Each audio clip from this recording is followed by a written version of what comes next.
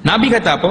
Tidak ada hari yang amal saleh padanya lebih dikasihi oleh Allah Ta'ala lebih daripada hari-hari yang 10 ni. 10 mana? 10 awal Zulhijjah, 1 hingga 10. Sahabat bertanya, wahai Rasulullah, walaupun berjihad, walal jihadu fisabilillah, pergi berjihad fisabilillah pun tak boleh lawan juga dengan hari 10. Nabi kata walal jihad fisabilillah, pergi jihad pun tak boleh lawan juga, kecuali orang itu keluar pergi berjihad dengan harta dia, dengan jiwa dia, tak balik-balik lagi, mati syahid, maka orang ini baru boleh. Nabi kita suruh buat apa hari 10 ni? Nabi mengatakan fa'aksiru fihinna minat tahlil wat takbir wat tahmid, maka perbanyakkanlah padanya pada hari 10 ini dengan kita bertahlil, bertakbir dan bertahmid. Tahlil itu bukan panggil orang ngatik rumah, tak. Tahlil itu maknanya kita kata la ilaha illallah, la ilaha illallah, maknanya kita sedang baca zikir. Dan bertakbir Allahu akbar, Allah, bertahmid alhamdulillah, alhamdulillah. Jadi kita baca macam zikir kita banyak, 4 zikir tu kan, subhanallah, alhamdulillah, wala ilaha illallah, Allahu akbar, lengkap. Dan dalam 10 awal ni juga kita hendaklah banyak berpuasa. Puasa yang paling utama sekali bila? Iaitulah puasa pada hari Arafah. Hari Arafah ni bila? Bila hari Arafah?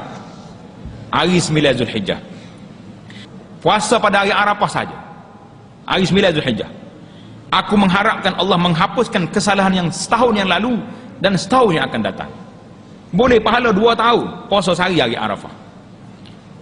Puasa hari Ashura berapa tahun? Setahun. Hari Ashura hari 10 Muharram nanti setahun. Hari Arafah 2 tahun.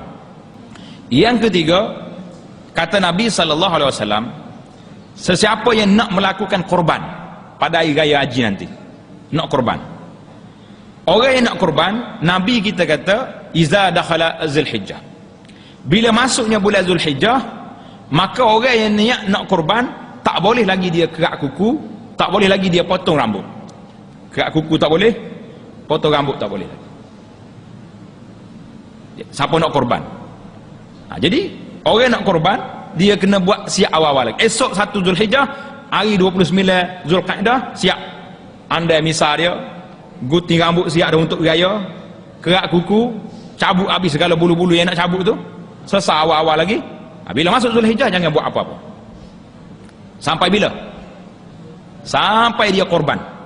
Dia sembelih korban esok hari raya, sudah korban, kerak kuku, potong rambut dan sebagainya, supaya anggota kita ni gugur sekali dengan orang korban.